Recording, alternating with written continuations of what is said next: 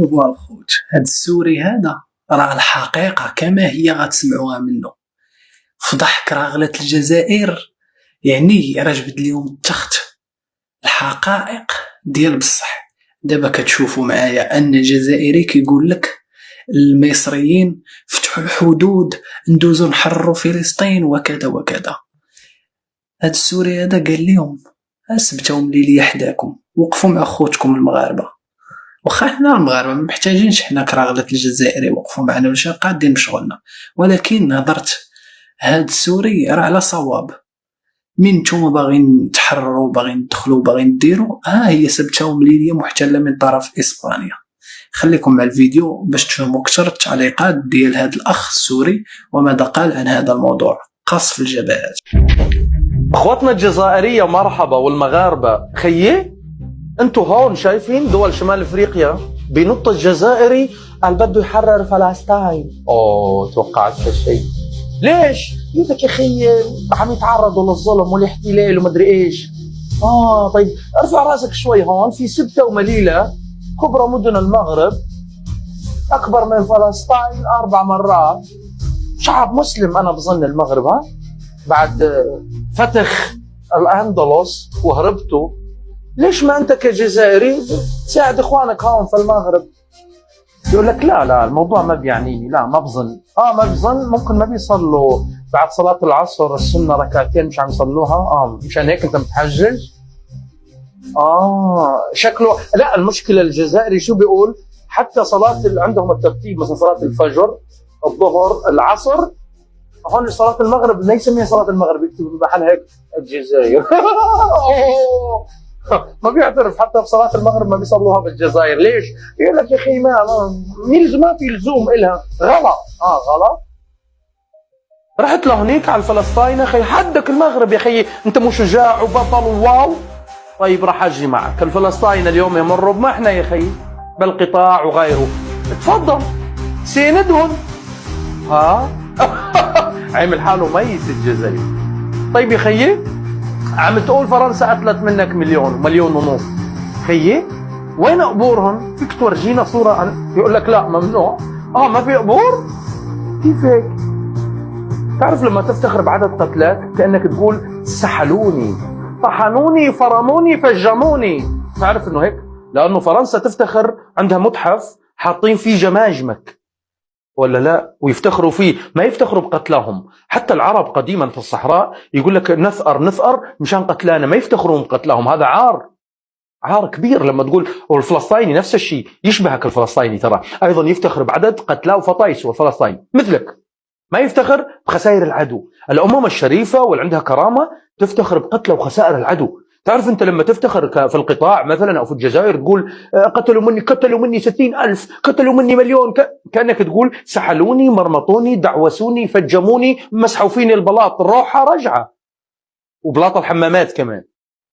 فانتم الوحيدين صراحه. بطولات وهميه وشعارات. في الجزائر يوجد اعلى مأذنه اسمها مأذنه مسجد الجزائر الكبير او العظيم. فوتوا عليها، ابحثوا عليها بجوجل. اطول مأذنه في العالم، أطول طابور للرز والعدس والطحين والوقود والجوع في الجزائر. ليش؟ شعارات. لأنه شوف ما قلت لكم كذا فيديو، بس تسمعون كلمة شعارات ومقاومة ابشروا بالفقر وبالتهجير ومقاومة الجوع والمرض والرز والعدس يا زلمة عيب يا خيي. انت الجزائري على فكرة ترى القفطان مغربي، سرقوه الجزائر خنشلوه. القفطان مغربي. الجلابية الجزائري يعرفها مغربية. الجلابية للرجال أو الجلابية يلبسها هيك، يسألون بأوروبا يقولوا له الجلابية هاي من وين؟ ما يقول مغربية. شوف كيف يسرقون الشغلة ويخنشلوها، يقول لك مغاربية. مغاربية يعني عدة دول، المغرب، الجزائر، تونس، ليبيا كذا، موريتانيا. ايه خنشلوها تحت كلمة مغاربية. والقفطان ولا الكسكس يا خي، الكسكس دخيل. الكسكس الكسكس ترى اصله مغربي بحبه كتير. الجزائر لا، يقولوا كسكسنا. طيب يا جزائر خلاص المغرب بيسموه كسكس. الجزائري مبردع، اسمع في هذا الفيديو هذا وفهم، ما يكونش راسك بحال الحجرة.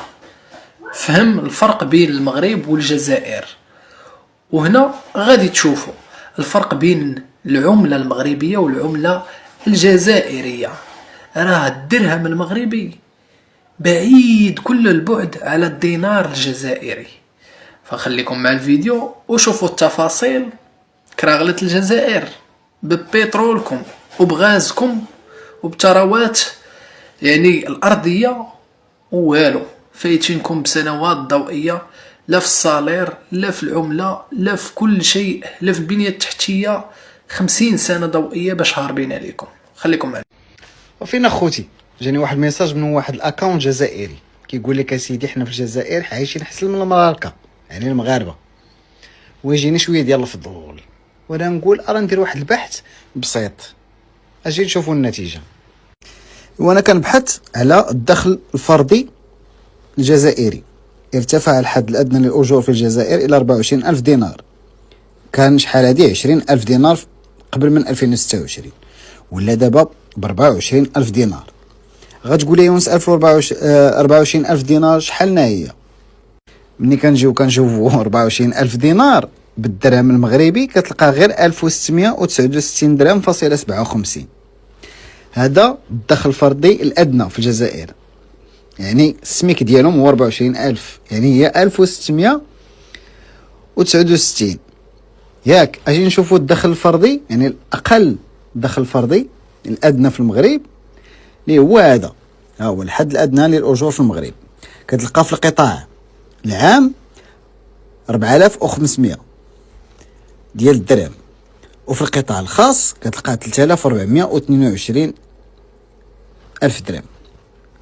تخيلوا معايا، يعني 3422 درهم ولا 4500. نقدروا نقولوا القطاع العام 4500. ايوا الا جينا نديرو 4500 درهم، ها هي عطاتنا سيدي 64687 دينار. يعني السميك ديال المغرب مدوبل على الصالير ديال السميك ديال الجزائر. خديت لكم مثال ديال استاذ ديال الابتدائي في الجزائر كيتقاضى ما بين 40 حتى ل 50 الف دينار. هذا استاذ التعليم الابتدائي. نمشيو للمغربي، هو هذا كيتراوح ما بينات، يبدا الراتب المعلم استاذ التعليم الابتدائي، هو هذا الابتدائي، والاعدادي حوالي 7 حتى ل 7400 ياك. يعني الاستاذ التعليم الابتدائي الدرجه الثانيه ها هو كيتقاضى 7363 درهم. هذا هو السميك ديال الاستاذ ديال الابتدائي. وانا بطبيعه الحال درت لكم 50,000 دينار، يعني الماكسيموم ديال استاذ ابتدائي، يعني معلم ابتدائي، يعني جاتنا بالدرهم مغربيه 3476 درهم. يعني فرق كبير. يعني عندهم هما معلم كيتقاضى غير 3478، ولكن المعلم المغربي كيتقاضى 7000 حتى ل 7400 ديال الدرهم. يعني موظف مغربي جمع شويه ديال الفلوس بغى يمشي لاوروبا، غادي يكون عنده سميك زوين بالنسبه لواحد اخر عنده الغاز. يعني مغربي يقدر يجمع الفلوس ويخرج على برا اكثر من واحد جزائري. وقال لك عايشين احسن منا. سرقة التراث التونسي والمغربي. هاد التونسي هذا غادي يعاود ليهم الترابي في هذا الفيديو هذا. شوفوا معايا الفيديو، ما تمشيو فين، ما تنساوش اللايك والبارطاج. توانسه فاقوا ليكم يا الكراغله، ما بقيتوش غادي ديروها بهم. قال لك خاوه خاوه خاوه خاوه، ومن الدوره ديو لينا التراث وسرقوا لنا كل ما هو مغربي وكل ما هو تونسي. ها هو تونسي فاق ليكم. خليكم مع الطاجين تونسي تقولكم تاعنا من بسة، الكسي بالحوت مشخشخ الاحمر هذاك متاعنا من عنابه. الطاجين تاعنا كاع بعضها محلاها متاعنا من الوهران. السفسيري التونسي متاعنا من العاصمه. لا حسيت الزقوقو متاعنا، ذيك البلاد الوحيده في العالم تعمل متاعنا. من الغرب الطاجين المغربي متاعنا. المستغانم القفطان المغربي متاعنا من نعرفش من الحدود التونسيه يا خويا. مسح رقعتكم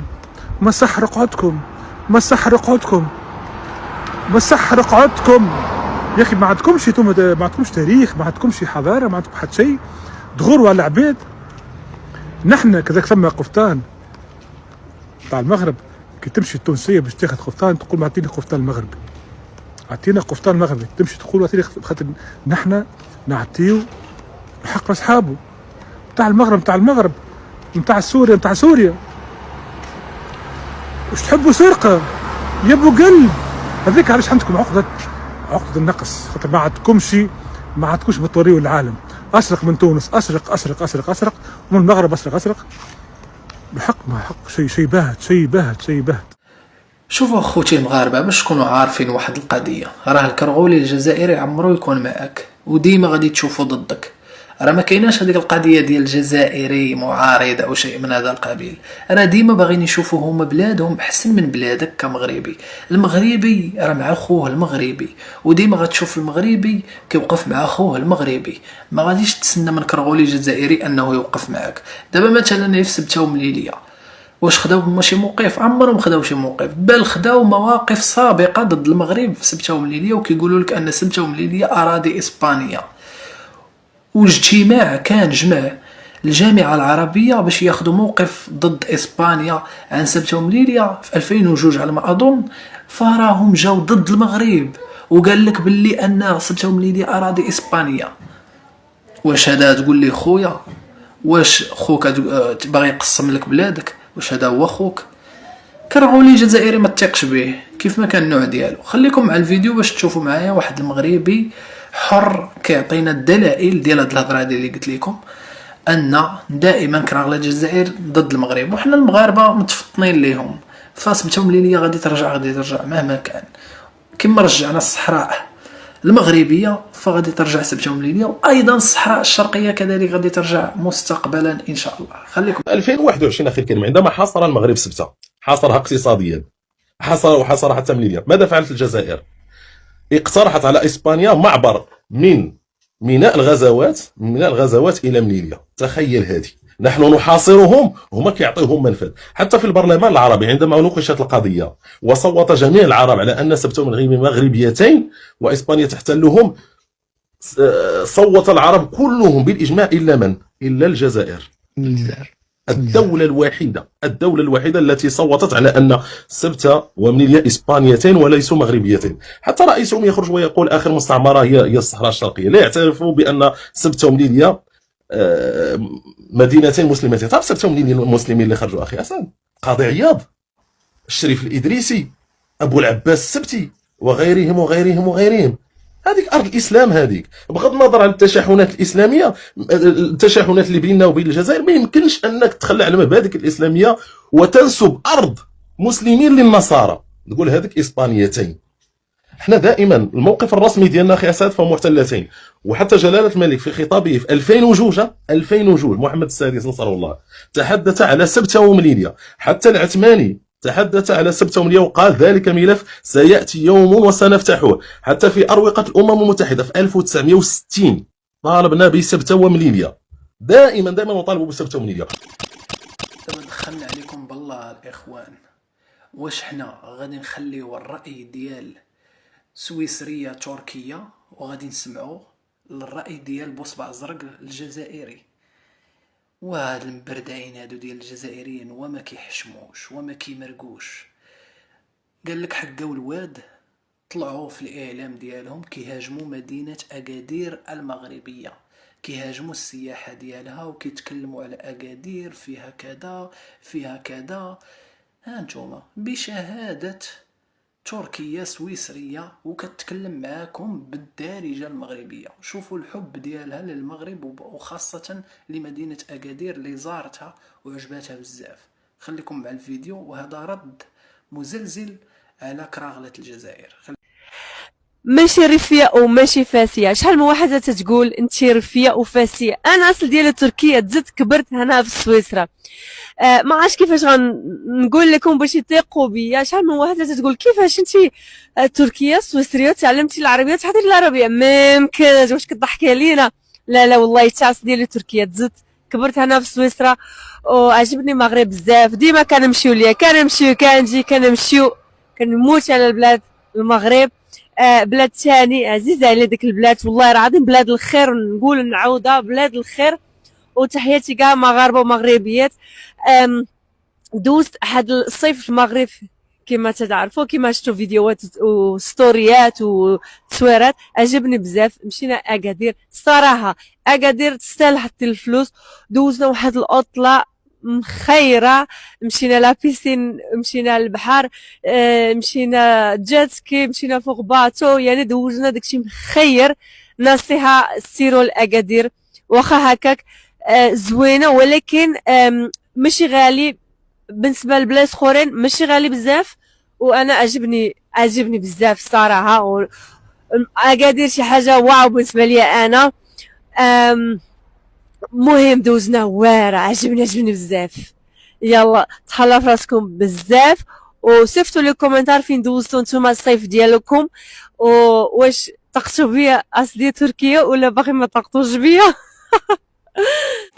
هنا في هذا الفيديو هذا غادي تفهم باللي ان ما كاينش شي اسطوره من غير ايوب بوعدي عربيا، لانه حطم واحد الرقم اللي خيالي بصراحه.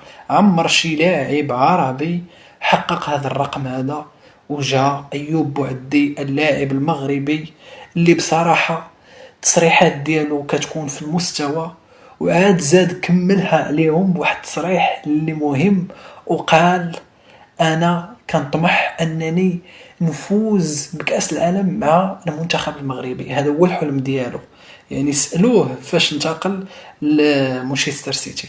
فخليكم مع الفيديو وتشوفوا هذا الاخ هذا كيفاش تكلم على ايوب بوعدي انه يعني تجاوز هاد اللاعبين العرب ووصل ل 100 مليون دولار.